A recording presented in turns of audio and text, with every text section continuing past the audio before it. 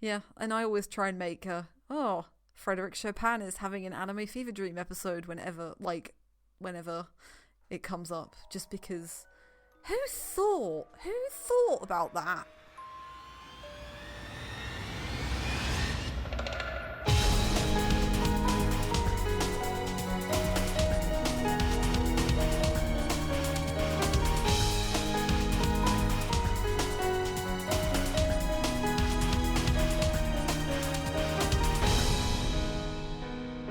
Hello and welcome to Rhythm Encounter episode 59, the RPG Fan Music Podcast.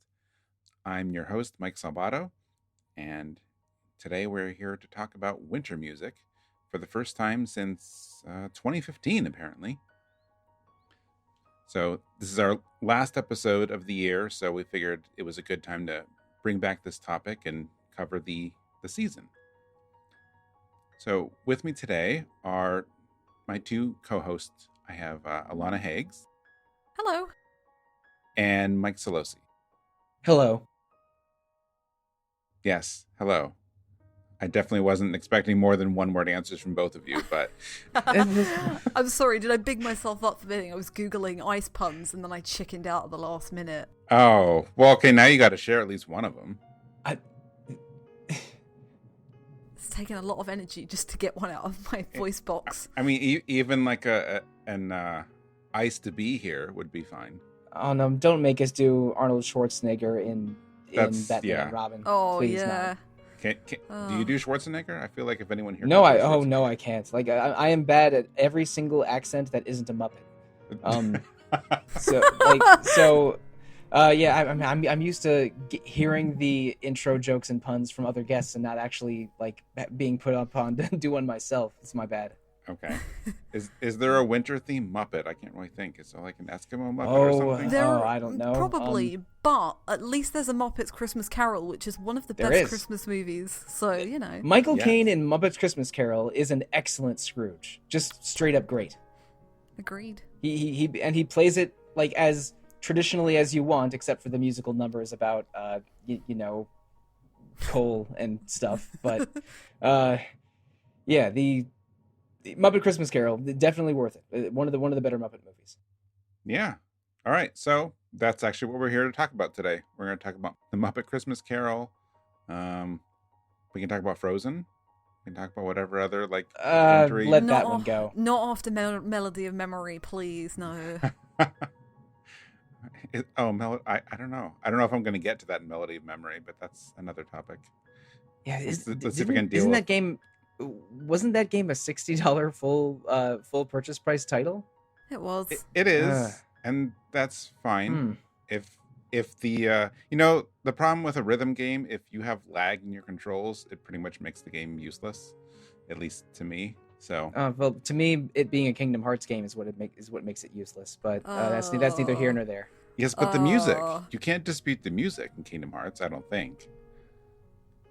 Sure. I haven't played enough to have a great feeling of the oeuvre of Kingdom Hearts music. So, spoiler alert, I did not include any Kingdom Hearts music in my choices today. Yes. I don't think any of us did. No, but that's okay. What we do have today are some really, really great winter themes. And I used the word great again. I'm sorry. I should redo that. That's a callback to a couple episodes ago. So if you didn't listen yet, you should go listen to it. Anyway, I don't think we really need to explain a whole lot about winter music. It's either music that is used in a winter themed area or a town, or in some cases a whole game that is wintry. It was one of my favorite earlier episodes of the show, so I thought it was a good time to revisit this. It's a cute topic, and there's been how many games in the last 5 years? Lots of ground to cover. So much, yeah. And also, I just like wintry and icy areas in games.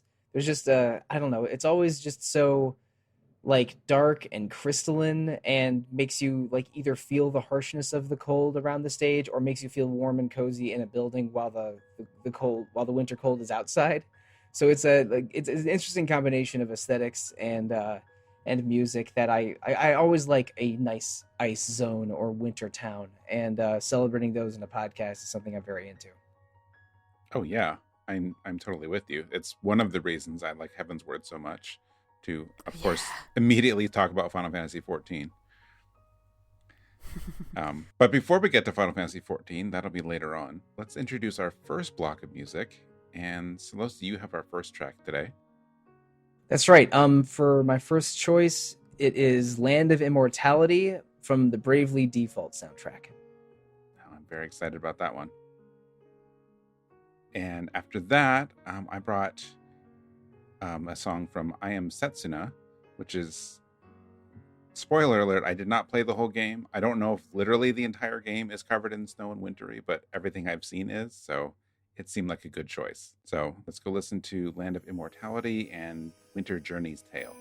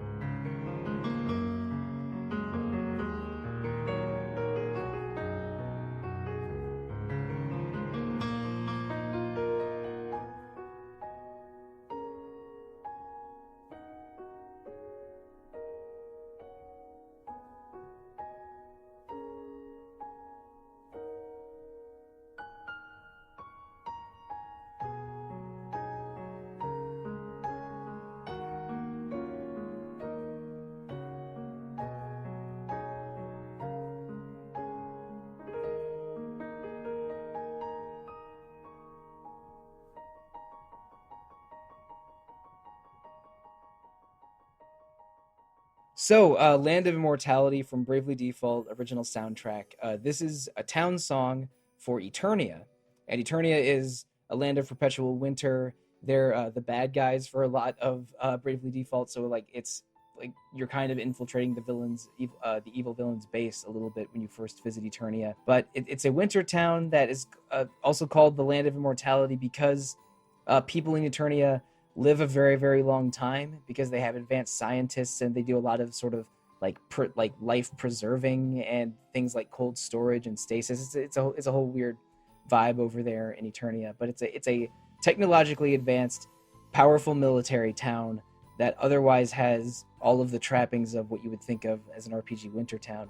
And this song just has a lot of what I would call, winter town musical elements in it. It has a sort of echoey chimes. It has sleigh bells as part of the percussion for a significant part of it, and goes for a sort of just a small orchestra vibe for most of it. With I think it's a flute carrying the melody after the intro. Otherwise it has chimes and electric piano. And because Revo is deep down a rock opera aficionado, he includes it. There's a drum set and an electric bass that feature prominently also. So it's very consistent with what Bravely Default is, very consistent with what an RPG winter town is, and it's one of my favorite songs and one of my favorite soundtracks. I love Land of Immortality. Yeah, I did not get any. It does a really good job then of hiding like the fact that Eternia is essentially the evil base of the game for most of it. I played some of Bravely Default. I don't remember Eternia, so I don't think I ever got there. But it's late in the game. Yeah, it's the main town for chapter 4 or 5. I'd have to look at a table of contents. I don't think I quite got that far. But yeah, I did not get that impression at all. Although I'm glad you said flute, because flute is you don't really typically associate flutes with Wintertown music, do you? I think the kind of trappings that I always think of are sleigh bells and chimes and pianos and synth keyboards and things like that. But flutes I always associate with hermit towns or towns that are closed off from the rest of the world. And in the tiny bit of reading around I did of Eternia, the music does carry some sense of mystery around it, and I think I got the sense that it was surrounded by mountains, so you couldn't get there by air very easily. Is that right? I think so, yeah. It's snowfields and mountains and difficult to access. And I think in Bravely Second you start in Eternia. So and I think the very first dungeon in the game is going through a mountain pass, sort of getting out of there. So yeah, just ice and mountains is the vibe. And you're right. I don't necessarily think of flute as associated with winter music. Maybe I don't know. Maybe I would say flute is with a water town or a town that has a lot of wind and plains or something. Yeah, I don't know, tall grasses or reeds is where I would throw a flute. But I think it carries the melody for part of the song really well.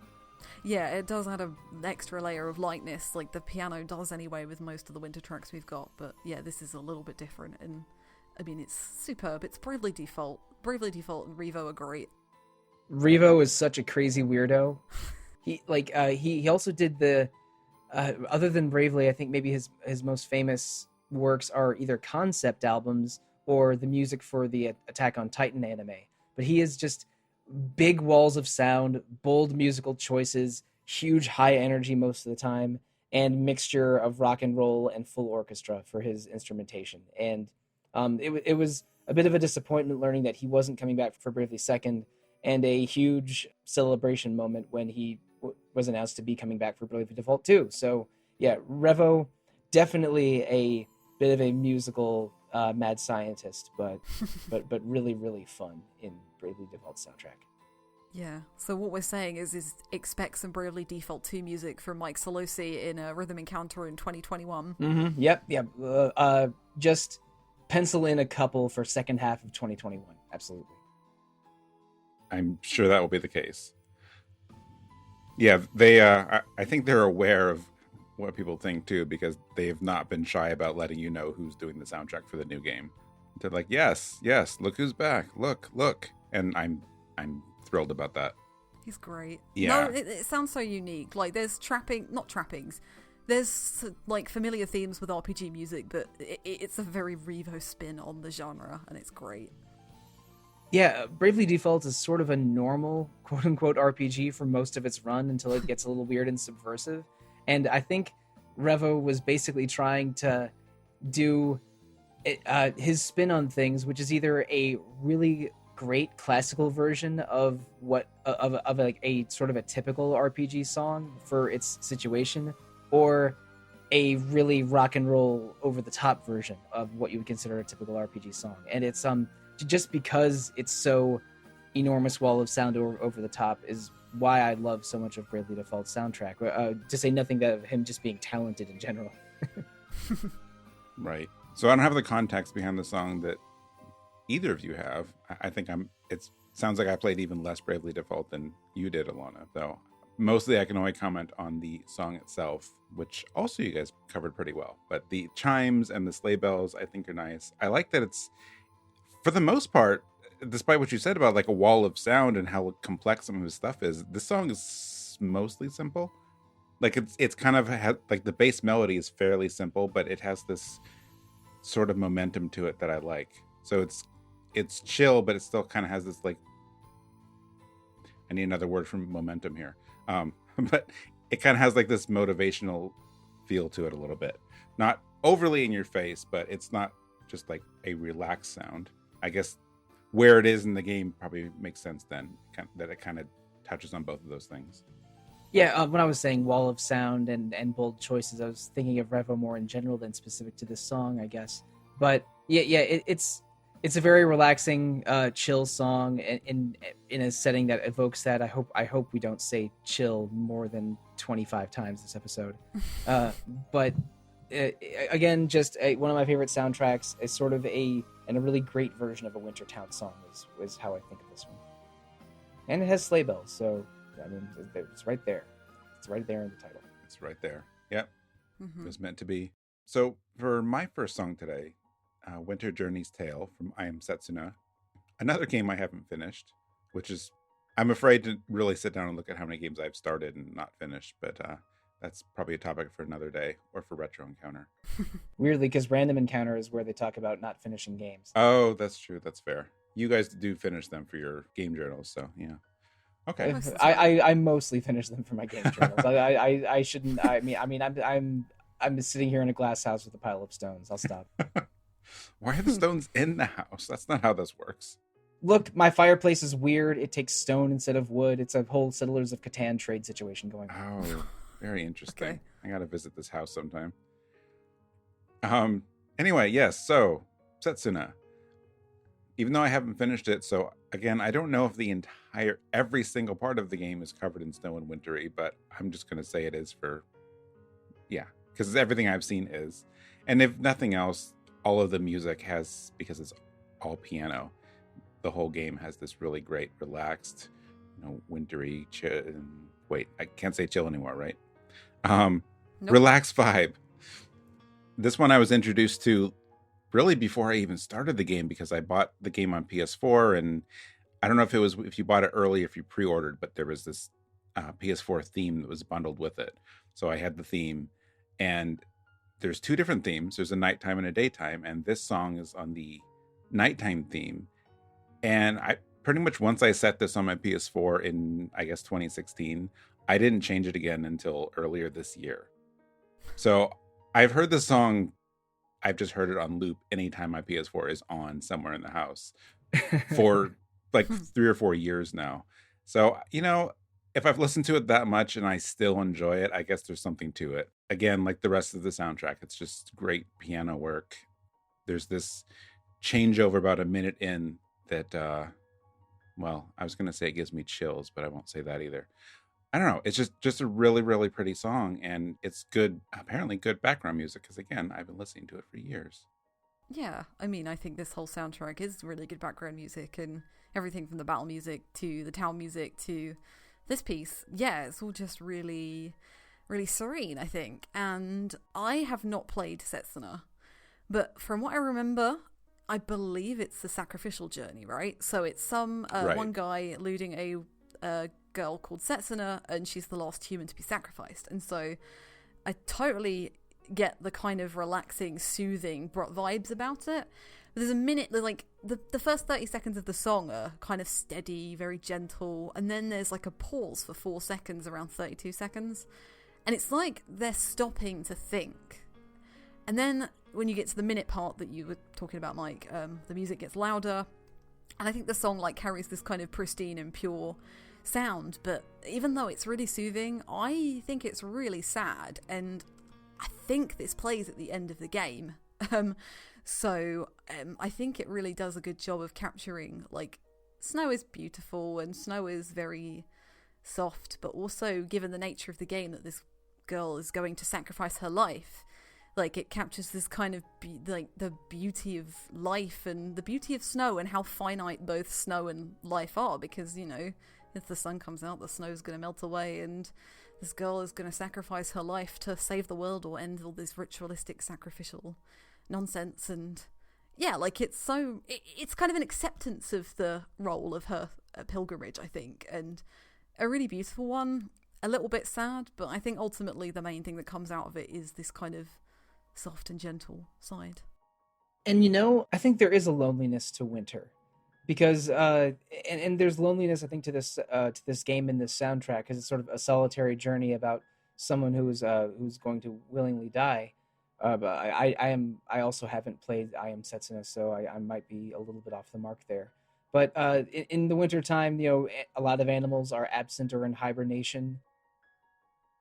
If someone isn't, you know, cozy in their home and are traveling outside, there won't be a lot of other people or animals out there.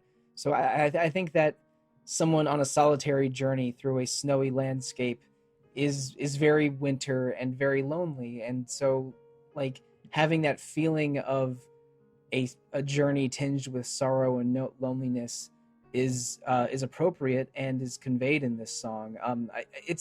I mean, almost all of I Am Setsuna is piano work. I think I detected one percussion instrument in this track. It was either a shaker or someone brushing on the top of a snare drum. Just a couple in there in that middle phrase where the voice gets a little bigger. But yeah, this is I think sort of a typical track of I Am Setsuna, and which also means it's typically beautiful and lonely and wintry. When I think of lonely winter, I think of Valak Mountain from Xenoblade, like my favorite area in that game. I think that's my favorite areas are Valak Mountain and the the Fallen Arm. Those are my favorite too. They're amazing. Me too, yeah. I did toy with bringing some Xenoblade, but we've had a lot, and yeah, this is a really good sub-in for, like, lonely, beautiful winter. Good. I'm glad you guys thought so too. Yeah, I haven't actually sat down to listen to the whole soundtrack. I listened to some of it when it came out, and I do really love it. And I kind of want to play Setsuna, but, like, I feel bad for Tokyo RPG Factory. Yeah. Yeah. Well, you've played the other two, right? I think. I've only played Oninaki and I didn't like it. Yeah. And apparently that's one of the better ones. And I was like, oh, oops. Oninaki is pretty recent though, right? Didn't it come out this year? It was 2019. Okay, yeah. Okay, late 2019. Right. I have lost most of my sense of time over the past 10 months. What I hear about all the games is that they're kind of, I don't want to say samey, but I feel like some of the criticisms for the first game carried over to the second and maybe even to the third one. Like, I don't know if they don't listen to fan feedback or, like, they were just jumping into the next game so quickly they didn't address any of it. But it's kind of weird that people would look at a game and say, well, here are the issues I have, and the next one comes out, different game, different setting, but, like, some similar issues, and people had similar perspectives. I was going to say, Oninaki's a bit different because it's action-based, and I think the problem with that is just how repetitive it is, and how it doesn't really do anything with the concept. But, like, I Am Setsuna and Lost Sphere, I think they're trying to lean too heavily on the Chrono Trigger influence, and trying to capture people in that way, and it's like, you can only go so far by taking inspiration from certain things, and, like, some games do it better than others, but, you know, it's just, you can't just essentially slap a new coat of paint on Chrono Trigger and change it slightly, I suppose, and call it a 2015 RPG. Right. And I guess, I mean, I haven't played any of the Tokyo RPG Factory games to completion, and in part because I was scared away by those mediocre to low reviews. And my feeling was that these are games that have really cool ideas and wanted to be just an exploration of a smaller, medium-sized RPG idea, but ultimately were done in by, what affects a lot of games that are a little disappointing. They just didn't have the time or budget for it.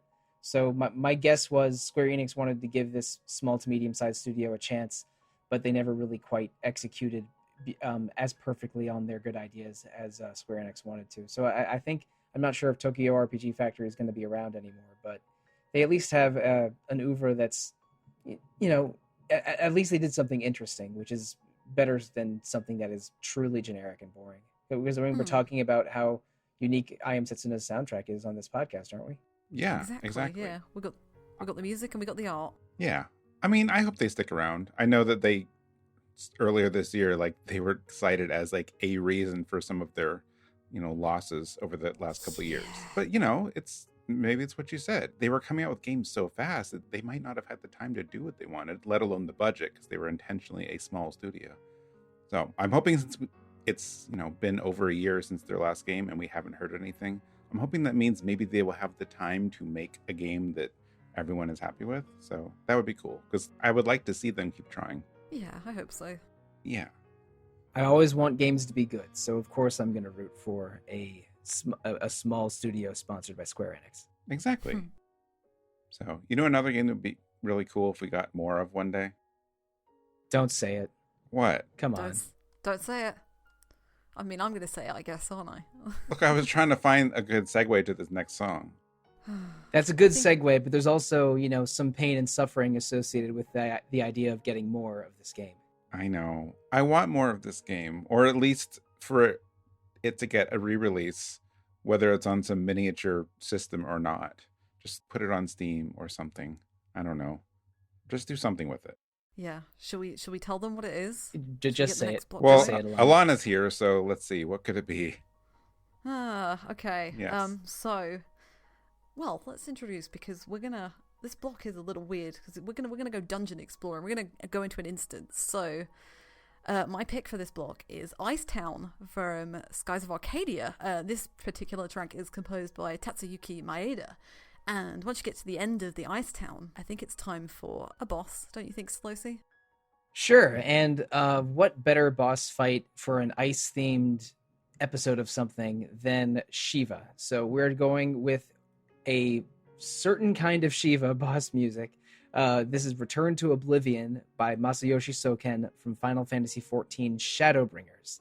And basically you fight a version of Shiva in the Eden's Verse raid series. Yes. That is a good non-spoilery way to talk about it. I really wasn't sure where to put that song in this episode. We have so much like relaxing winter music and then this thing. Mm-hmm. And I'm like, you know what? Just stick it in the middle. I'm pretty sure Return to Oblivion wins this episode's game of which of these is not like the others.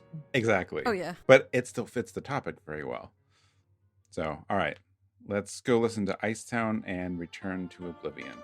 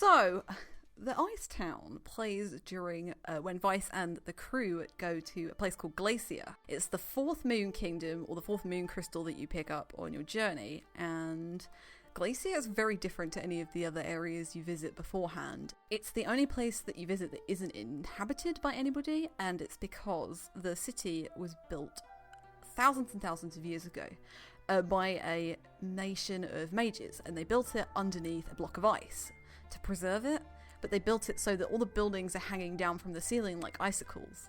Now, the reason it's so perfectly preserved is because it's built under that ice, and unfortunately, because of what happened prior to the events of the game, the entirety of the mage nation was eliminated by a huge calamity, but this city has remained like pristine and perfect. And so Vice and crew come down there, and it's all covered in mist, and as the mist parts, this piece of music plays in. And I think it's a pretty simple piece. This is a dungeon piece as well, so I think compared to most of the other dungeon music in this game, it's very light and very strange. Like, there's a lot of old ruins and mysterious places you visit, but nowhere's quite as well preserved and perfect as Glacier. And I think there's the main instruments here are there's a synth or electronic piano, a synth violin, and I think a bit of a xylophone towards the end. I think it creates like this illusion of like the sound of you walking across ice, like a little twinkle. And you do, when you walk around this dungeon, Vice's feet do make that noise. They kind of tinker along. A lot of dungeons in the game kind of react to, which is really cool for a Dreamcast game actually, they react to the whatever terrain they're walking on.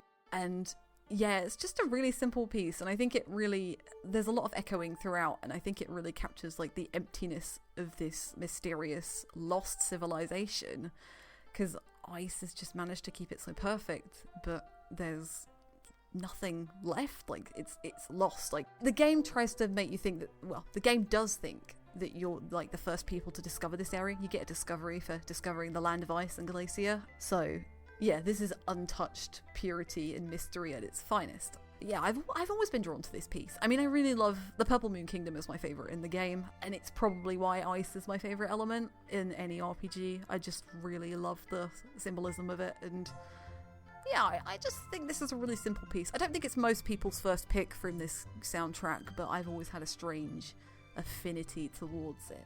So yeah, you've both played Skies of Arcadia, haven't you? Oh yeah.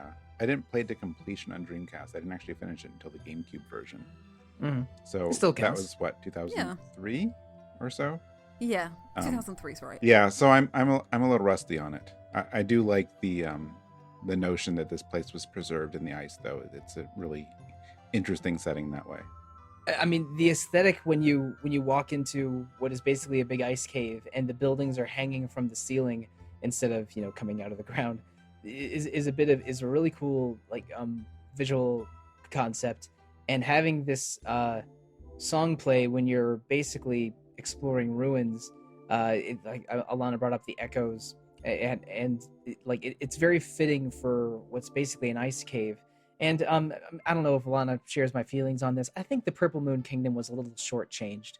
Yeah, I really do. I'd love to know more about it. Because the first three big sections of the game, once you sort of get rolling, are the red, green, and blue kingdoms, and all of them are visiting a new town, like discovering a new zone, exploring a big area with a lot of stuff to do, and they're each a significant chunk of the game. But the Purple Moon Kingdom is just this one ruin that takes like a quarter as much time to resolve as those first three. So I wish there was more time spent in the Purple Moon Kingdom personally. I do as well, yeah, but I guess again that's what the extinction part is for, isn't it? Just to kind of brush it under the carpet. And I suppose as well, like there is a rolling storyline right from the beginning of the game involving the Gigas for that area, which are like the 6 ancient weapons that were activated by these moon crystals, and the purple one, spoilers, is you see it very early on, and it's a very good thread throughout most of the game, and it concludes when you get to the end of it, which is really sad. Yeah, one of the main characters has a connection to the Gigas and the Purple Moon Kingdom, and it's an impressive amount of setup and payoff, but it's very tragic, and that, if anything, that's the big event that happens to the party in the Purple Moon Kingdom. Right, yeah. But yeah, it's still one of my favourite places in the game, and I do wish that we got more of it. Before you go in here, there's like a set of trivia questions that you have to answer to get in. They're all related to the Moon Kingdom or the purple element, or the purple moon. So yeah, it's all about wisdom and mystery, this place, which is just kind of my vibe with ice, I think. I'm trying to think, was there a Sentai team that was red, blue, yellow, green, purple, silver? I'm not sure. Huh. There probably is. Well, there aren't a lot of purple rangers, so I'm just trying to, no, there isn't one. Huh. Because there's what, Well, 3? There's only one series has 12 rangers, and those 6 colors are represented. So that's the only one. Oh, well, there you go. Q Ranger from 2017. Oh well. Okay. One of my secret talents is if you give me a year, I can tell you who won the NBA championship and what season of Super Sentai was airing. A very, very specific talent. Incredibly specific talent. Have. I think I'm the only person in the middle of that Venn diagram. You might be, yes. It's a fine Venn diagram to be a part of. Yep. But yeah, at the end of this ice dungeon, there's no Gigas. It's just Shiva. Yes, in this rhythm encounter Frankenstein of a dungeon that we've concocted. This is similar to what we did a few minutes ago, Alana. I'm going to try and tiptoe around spoilers here, especially since these events, I think, might be early 2020, Mike, whenever the 4.2 patch was. Yeah, something like that. Yeah, so February, wasn't it? 5.42. Yeah. I think so. It's appropriate that would happen in the winter. But in general, the Eden raids in FF14 Shadowbringers are them visiting a completely empty part of the world and trying to find a way to restore mana to it. And in doing so, you have to fight several elemental bosses that are twisted versions of the elemental bosses from Realm Reborn 6 or 7 years earlier. And so you have to fight Eden versions of Titan and Garuda and Ifrit and all that jazz. So this is the Eden Shiva boss fight. And there's another Shiva boss fight from around 2014 in the 2.4 or 2.5 storyline from Realm Reborn, and this is in a way a reprise of that, because in both of those fights, an individual takes the power of Shiva into her body, and instead of fighting a giant summoned primal, you're fighting sort of a human that has taken on the powers of the primal and is using them in a way that is sort of very specific to the story and very personal. Again, I hope this isn't too much spoilers, but the song Return to Oblivion does evoke a little bit of Oblivion, the song for the battle theme for regular Shiva in the 2.5 stuff, but there's an element of it's a little bit darker, and the stakes feel a little bit higher, because if this doesn't work and you don't defeat Shiva, then your friend that summoned Shiva into herself is definitely going to die and maybe also kill everything around her. And the lyrics of the song sort of convey this idea of a woman who is scared and lonely, but wants to do this to, to help others and bring some extra meaning to her life. So I'm looking at the lyrics right now. Eyes wet with tears, her song in my ears, broken, faded, how long I have waited. Skip around a little bit. Falling too far for the fear to embrace me, a voice from the past screaming there is no end. Slave to my fate, ever doomed to repeat this again and again and again. It's so like there is emotional turmoil in this character, and she is singing it out in a song that is just a straight up banger. Oh god, yeah. It I is think so you sent cool. this to me when the patch dropped, and I just listened Yeah. to it. I was like, Soken, will you stop doing this to me? That patch also had the Eden Ramu and the Eden Ifrit songs, Yeah. and all of them were just killer. Whenever if you're on the outside looking in and you're wondering why Final Fantasy fans go nuts or Final Fantasy 14 fans go nuts every 3.5 or 4 months when a patch drops, it's because every patch has more story, some cool new content, and a couple extra Soken tracks. And this is, of all, Shadowbringers is probably my favorite phase of FF14, which is not an uncommon opinion. Most people's favorite is either Heavensward or Shadowbringers. And part of why is because there is just awesome Masayoshi Soken music every couple of months, and they usually release, like they'll release them online, like in an EP or an LP or something, and then you can get a bigger version of the soundtrack once a year. But Return to Oblivion is a sort of a rock song that does have some of those echoey things that we would like echoey chimes that we would associate with icy music, but this very harsh percussion and crunchy guitar is just a straight up rock ballad, and with this character sort of singing her feelings in with a very beautiful timbre to her voice that is even better if you know the context around the fight and this character's struggle. So yeah, I love FF14. That's not a shock to anybody, and I think that this song and the story around it is one of the better parts of the best part of FF14. It's crazy, yeah. I haven't played up to this yet. I have been unsubbed for nearly 4 years, so come like March 2021 it'll be 4 years, but I'll be resubbing before that, so don't worry. I've got a lot to catch up on. I don't mean to sound like I'm an FF14 OG or anything. I've basically played FF14 in 3 lengthy phases, once in 2016, once 2019, and once earlier this year, where I just completely binged and turned into a video game goblin at each of those times. Oh yeah, I played through like the entirety of A Realm Reborn and Heaven's Ward in like 2 months. Don't worry, I get it. FF14 totally will do that to you. Yep. Oh yeah.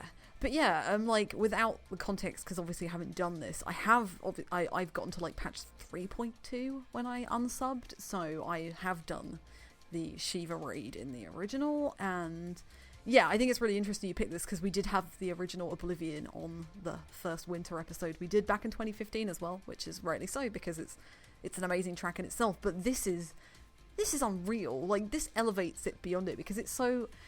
I think what's really interesting to me is Mike pointed this out, like where does this go in the episode? Like this is the one you'd point out as being different, but like all of the tracks we've picked otherwise capture like this pristine beauty about ice, but actually ice is a destructive, dangerous force in a way, and this kind of captures the, you know, there's a line in the lyrics that says like, visions in white, raw fury in flight, clear as diamond yet fragile as ice, my heart is racing. Like, you know, ice is so fragile but so sharp that it could, like, this song is just kind of embodies that. Like it's so dissonant and there's so much unusual instrumentation used, and it's kind of, it's not uncomfortable to listen to, but like I can't think of anything else that sounds like Return to Oblivion. It like puts me on edge and riles me up, and it's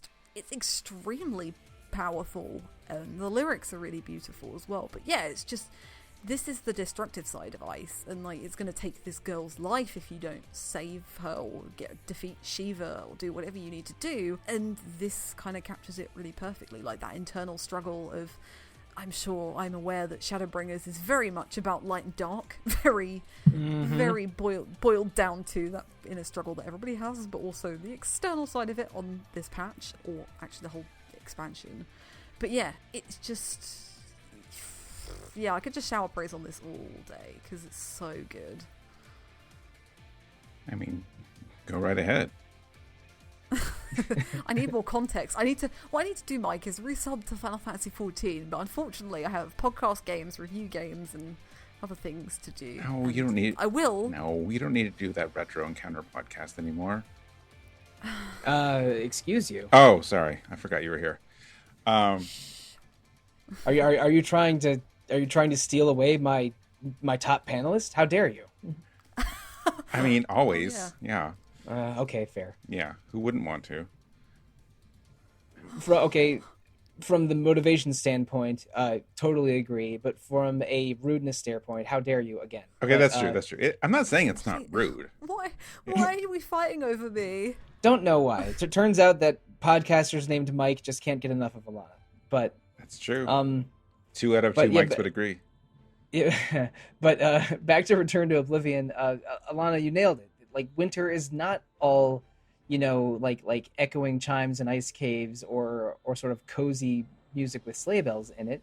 It's winter is harsh and deadly, a lot of the time, and I think that's the part of Winter that is captured in Return to Oblivion. This is a sort of rough boss battle song, twinged mostly with, I would say, mostly rock if I had to attach a genre to it.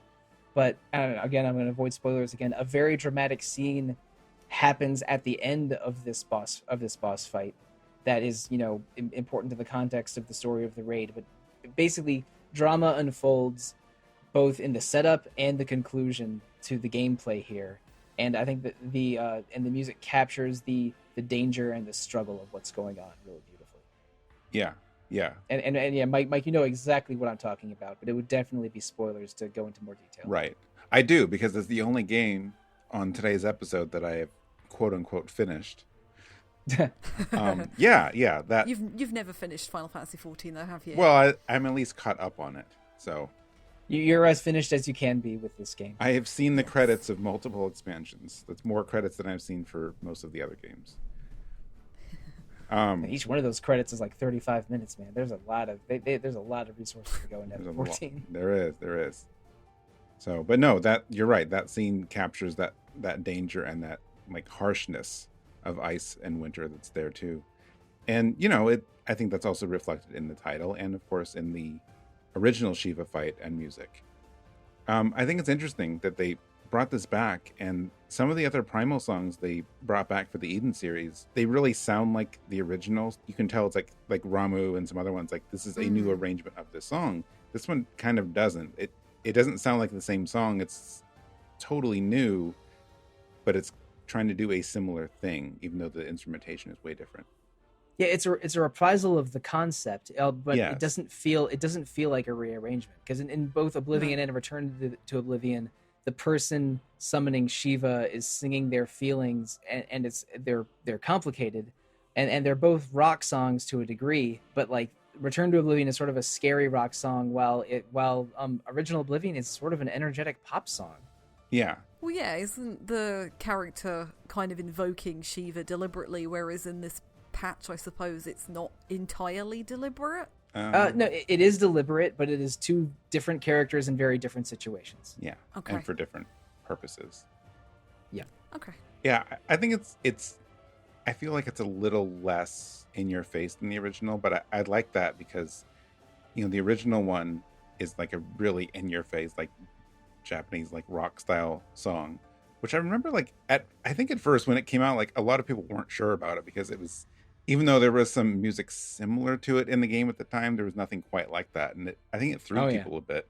I liked it, so I'm not I can't really explain why, but no, I can understand it being controversial, yes. or a mixed reaction. That makes sense. I was not playing FF14 in 2014 when that happened. Well, it's better than Good King Mogglemog.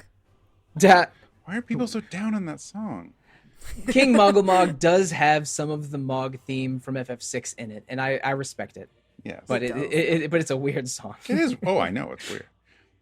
But no. So I like the original one was rock, but in some of the follow-up albums, some arrangement albums, Oblivion kept showing up in like other forms. Like there's one that's more piano and really, really slowed down. It's a completely different take on it, and the lyrics to the original are pretty sad. Like it's a melancholy song, even though the music doesn't convey that, but the lyrics do. So it was interesting that they, a couple years later, would go on to do this song that's like, well, now everything about it kind of sounds melancholy, and it's, go figure, a song called Oblivion would be kind of depressing at times. So this one I think is interesting because it sort of pulls in both sides of that. Like it's not pure rock, and it goes up and down in terms of like the tempo or the intensity. Which again fits with what's going on in the story, and I don't know. I thought it was an interesting take. Yeah, it's a super interesting take on that character and this boss fight, and I think it's one of the more memorable songs in the post Shadowbringers phase of FF14. Yeah, I mean it's I think one of my favorite like raid battles in general too. So I can't even. It's a cool raid battle, and the story cutscene you get during the raid battle.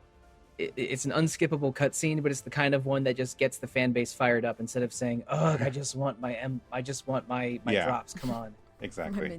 So I can't wait to see what they do with it next. Oh yeah, this I think this episode might be going up after 4.4 comes out, but that's when they finish the raid series. We should be getting Eden 9 through 12.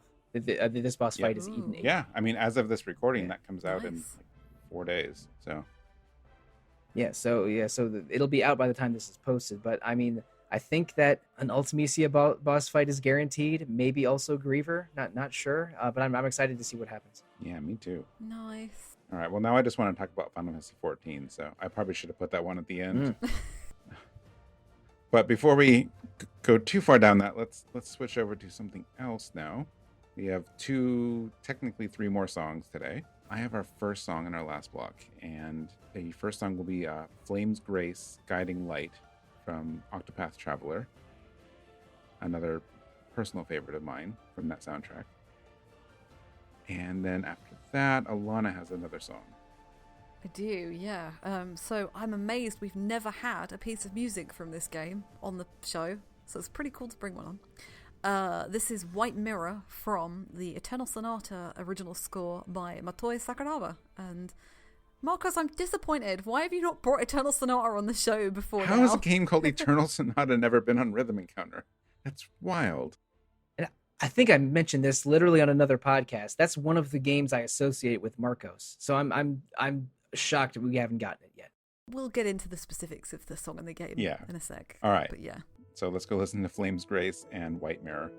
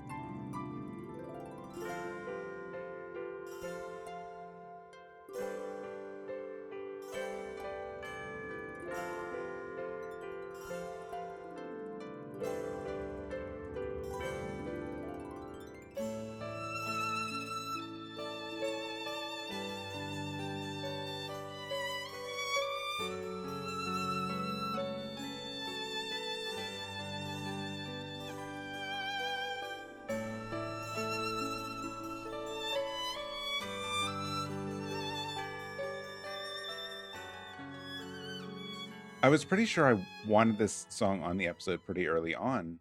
And part of that's because Materia Collective recently brought out this big like collaboration album for Octopath Traveler called Flamesgrace.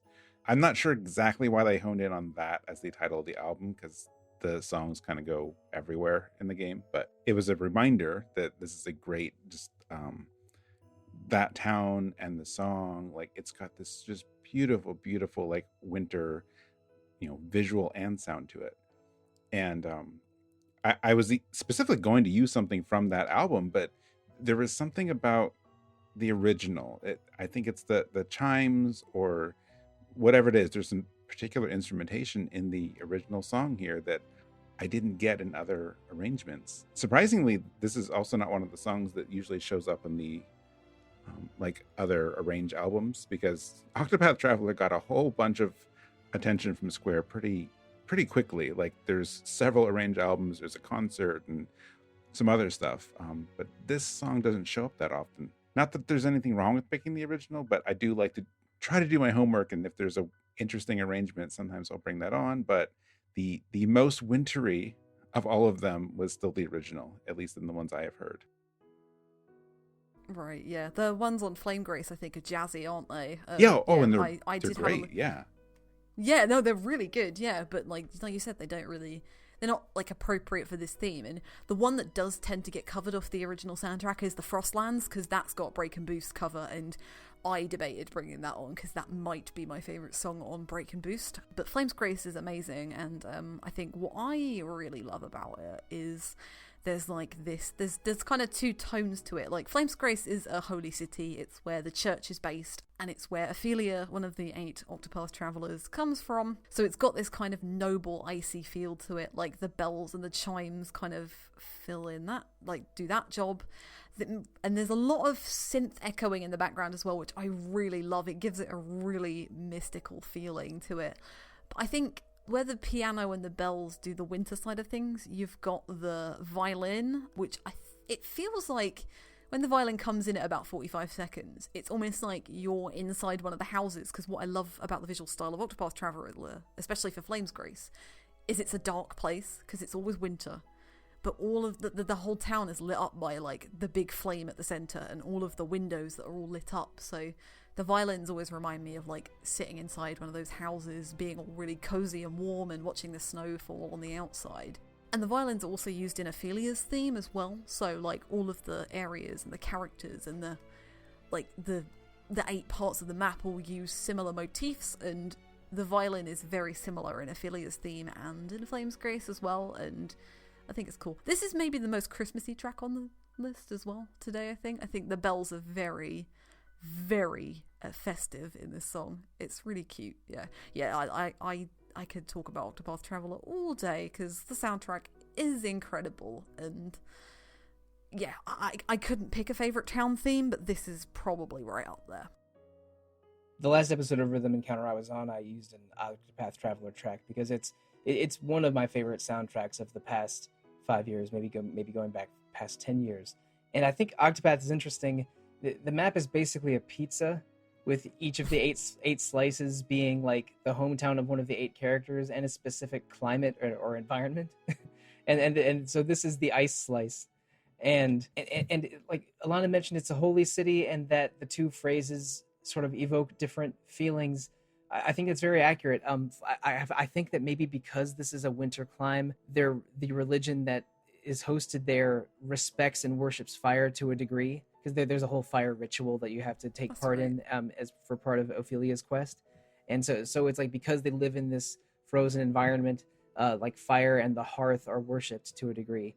And that first phrase, which is more twinkly, I think they might play a glockenspiel or orchestral bells with like a soft rubber mallet or something, plus sleigh bells and piano, a little bit I Am Setsuna, and then moving into the full orchestra strings is a little bit like being out in the cold and snow, and then stepping inside and feeling the warmth of the fire. I think is like the feeling going in from the first to second phrase, and it's so beautiful and powerful. The entire Octopath Traveler soundtrack is awesome, and has been like Square Enix has been giving a good attention to it, like Alana mentioned. But I think that it has almost universal approval from the fans.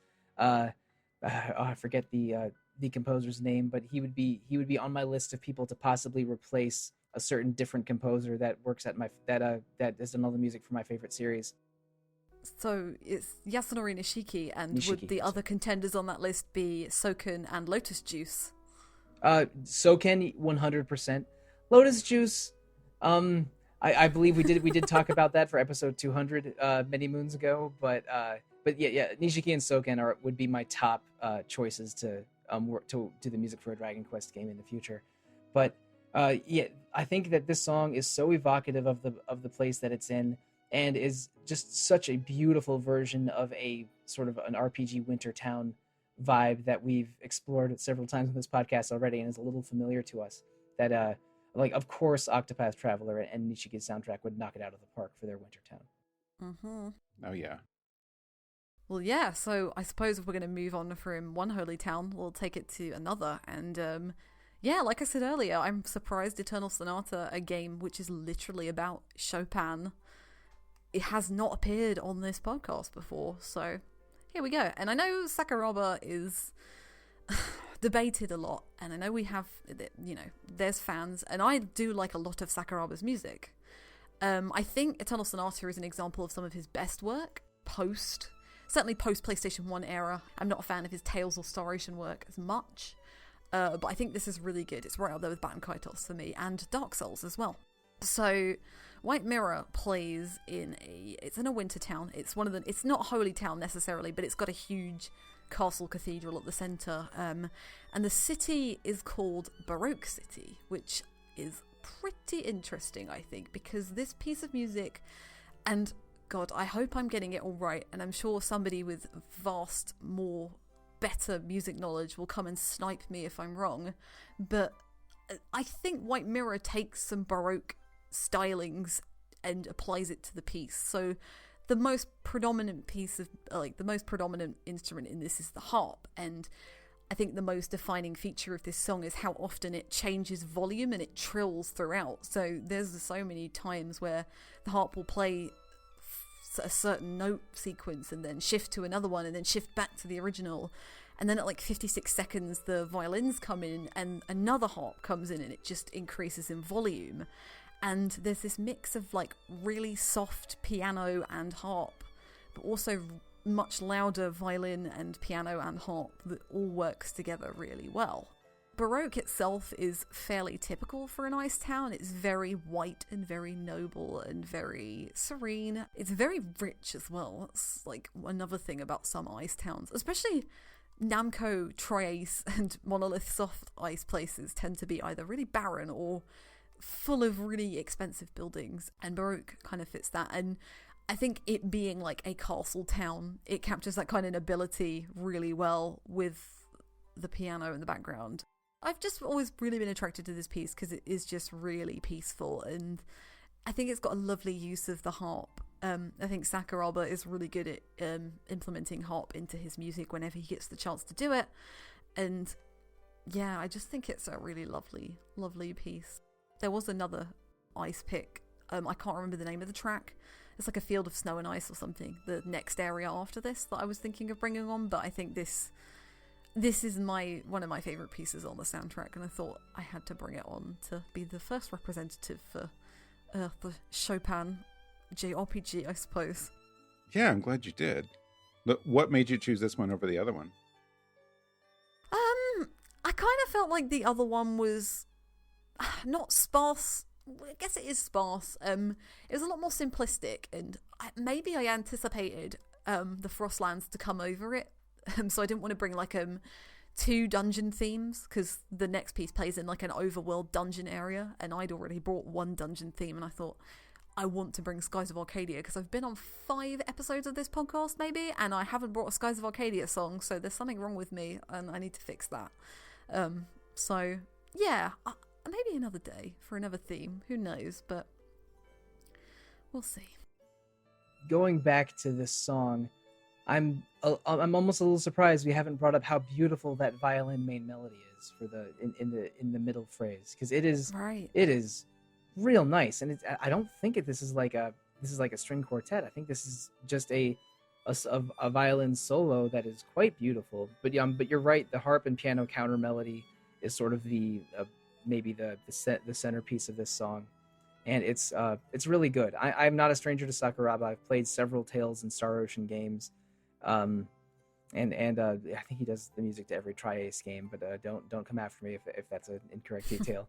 And I think that his music can run together a little bit. Like if you played for me a track from him around the 1998 to 2001 era, like it's like, oh, is this Tales of Destiny or Eternia or Valkyrie Profile or Star Ocean 2? I need to my brain library is the Dewey Decimal System's out of whack here. But like I don't know this game, I haven't played it, but this is I would not object to calling this peak Sakuraba, because this is really, really good and sort of better than the slightly more generic RPG sound I associate with Sakuraba. I'm a Sakuraba appreciator, but not necessarily a lover. This is a good version of Sakuraba for sure. And that violin. I think when he's given the time to do the work, he can do really amazing work. And I really love the Valkyrie Profile soundtrack. It's probably one of my favorites of his. And Baten Kaitos is great. Eternia is great. Tales of Eternia is probably my favorite soundtrack other than Legendia for the Tales series. So yeah, he can do really brilliant stuff like this.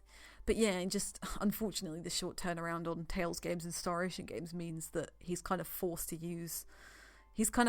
do things a little bit differently, and it doesn't really let him have the range. Like the violin piece that you brought up, violins, harps, and vocals. I think if Sakuraba does more of that, then that's great. And luckily, Baten Kaitos has a lot of that, and it's why it's probably my favorite Sakuraba soundtrack. But this is pretty close. Because I mean, thinking about how many games between the two of us we've rattled off in the past few minutes, Sakuraba is so prolific that I think part of it is that he might be a little bit overworked. And which maybe means he isn't allowed to hit his creative peaks or as easily as someone that has fewer game projects over their career.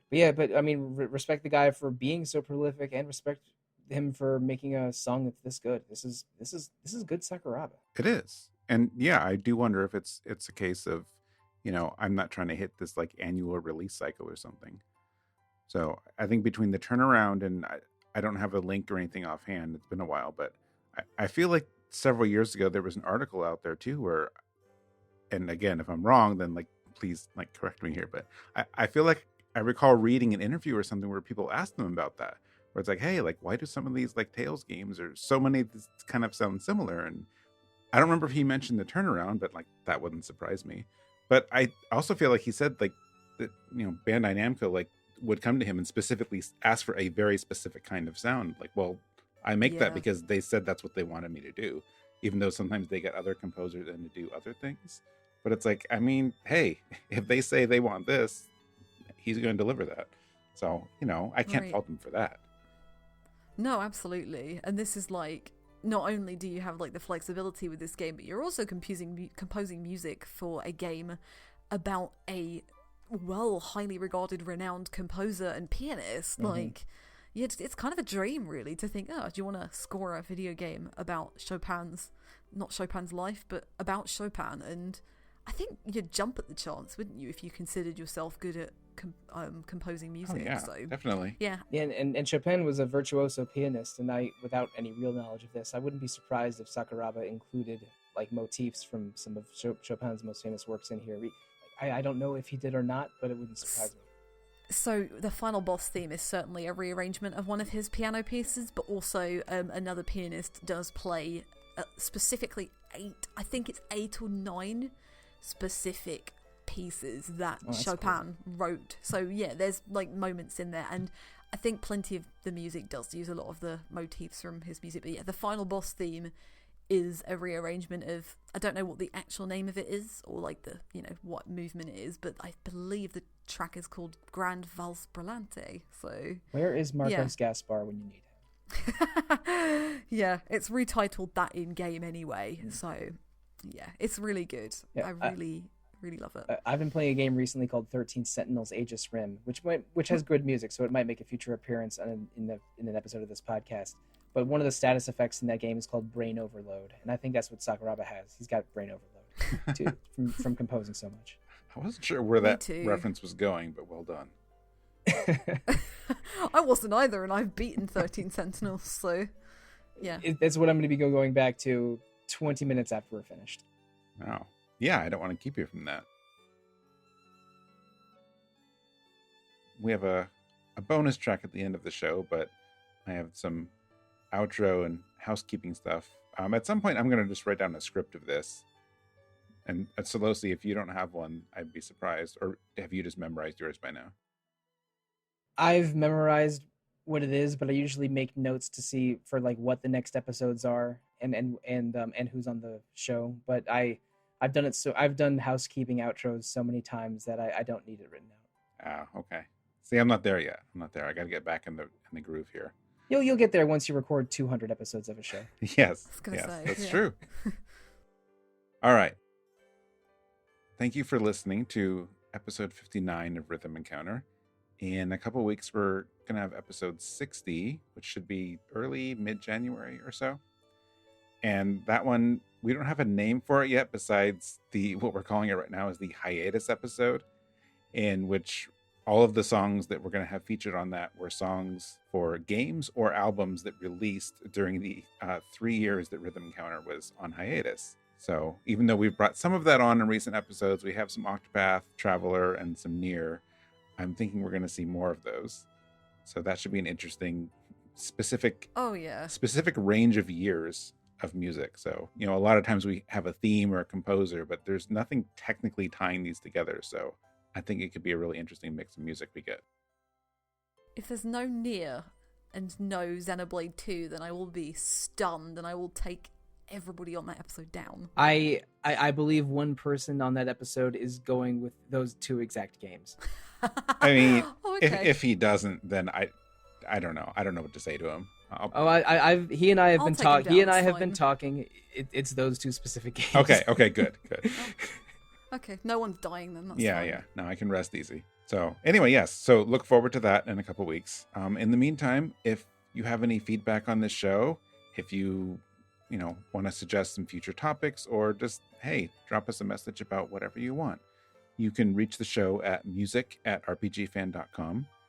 You can reach me at mike@rpgfan.com. And how about you two? Alana, what's the best way for people to reach you? Probably Twitter. So you can find me on there at Alana Hagues, or I am on the RPG Fan Discord as well. I am Alana on there. If you want to email me, my email address is alanah@rpgfan.com. Okay, and Sollosi. Right. I'm also probably easiest to find on Twitter. I am at The Real Monsoon most of the time, at Evoker for Dogs at other times, and I am Monsoon Mike on RPG Fan's Discord, and Sollosi at rpgfan.com for my staff email. Awesome.